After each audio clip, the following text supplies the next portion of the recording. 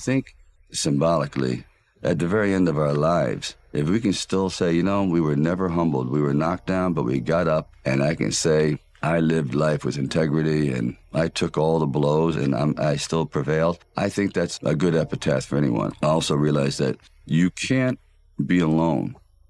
To really succeed, no man really is an island. And I think, personally speaking, that's happened to me too. When you find the right components in your life, the right people that gel with you, then you feel as though you're invincible. It may be a fallacy, but you at least feel as though you can take all that life has to dish out. I had like $106 in the bank, and like I said, I had to sell my dog, and things were not looking very, very good. My $40 car had just blown up, so I was taking a bus to work. But still, it didn't matter. I wanted to stick with it. I truly believe, and people throw the word around dreams. It's all about dreams, you know. And by the way, dreams cost nothing. They're free.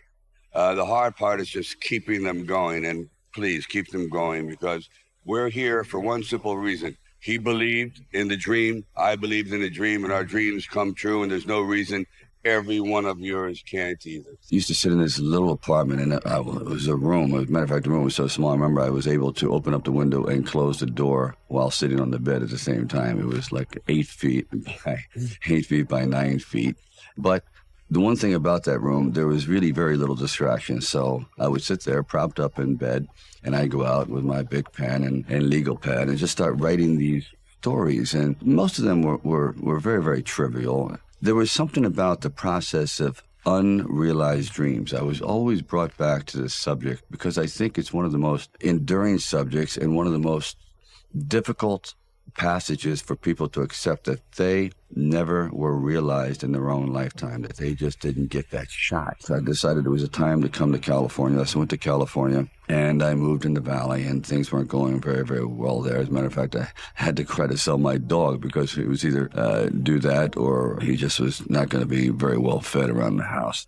And then one night, I went to see Muhammad Ali fight Chuck Webb. For one brief moment, this supposed stumblebum turned out to be magnificent in the fact that he lasted and knocked the champion down. I said, boy, if this isn't a metaphor for life, his entire life crystallized at that moment. He will be remembered for all eternity, at least among the fight fans. He did something extraordinary. Now that is probably what I need as a catalyst for an idea. A man who's going to stand up to life and take one shot and maybe go the distance. So I started to write. I first met Bob Shardoff and Irwin Winkler, and I believe I was there on a casting call.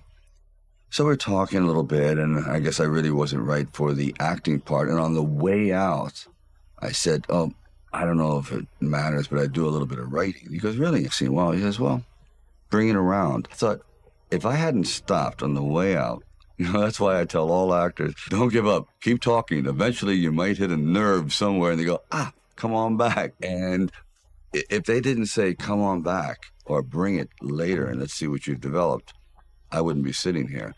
So I have to give incredible credit to their insight and their patience, and they're willing to take a chance, which it doesn't exist much anymore, unfortunately. Originally, when I brought the script to them, they were fairly enthusiastic about it. The one thing they were not enthusiastic about was me playing the part. Definitely. It was just one of those crossroads situations that every artist faces early on. Go left, go right, and if you make the wrong decision, you sometimes regret it forever. And I just knew I wasn't a very good student, but I decided I always understood dialogue, whatever, so I wrote something that I know I could do, that I could feel good with, and that could show everything that is possible in my repertoire. It was one of those things where you really roll the dice, and it paid off. But it was a big long shot. But there was something inside of me that you know, this opportunity is never going to come around. And I really wasn't used to money, and I had no idea of what I would be missing. But the temptation started to come forward. First, it was $25,000 and $100,000. I never heard of $100,000 because I had like $106 in the bank, and like I said, I had to sell my dog, and things were not looking very, very good.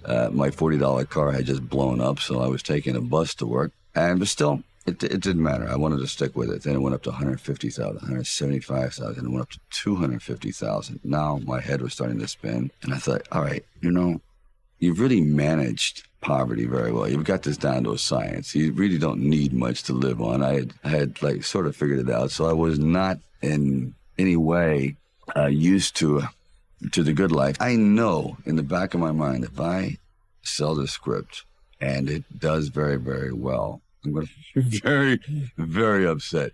So this is one of those things where you just roll the dice and you fly by the proverbial seat of your pants. Say, all right, I got to try it. I got to just do it. I may be totally wrong, and I'm going to be taking a lot of people down with me, but I just believe in it. I had to teach myself early on, expect to fail. Expect it. Covet it, welcome it. It's going to happen, but it's not a permanent state. The most valuable thing you might have in your life that you really don't pay attention to, especially when you're young, because you just feel you have an abundance of it. It's never ending. Time. And as you get older, you realize time becomes your currency. When you realize there's less runway up ahead than behind, you sometimes learn that too late. So I'm telling you people that you really have to be very, very, very stingy with your time. Don't waste it on people that aren't like-minded. Don't waste it doing things that you know are not part of your dream plan. Don't waste time being bitter, which I know I've been argumentative. I understand the meaning of hate, because in the end, it just wastes your most valuable asset. We basically are in a movie from the time we're born. And then when you get to be around 18, 20, you're now the director of your movie, which is called life. And I ask you, knowing that if you were in a movie of your own making, would you be proud of the part you're playing? I certainly wasn't. And I took drastic steps to change all that. The point being, if you're producing this film called You, make it the way you want to make it.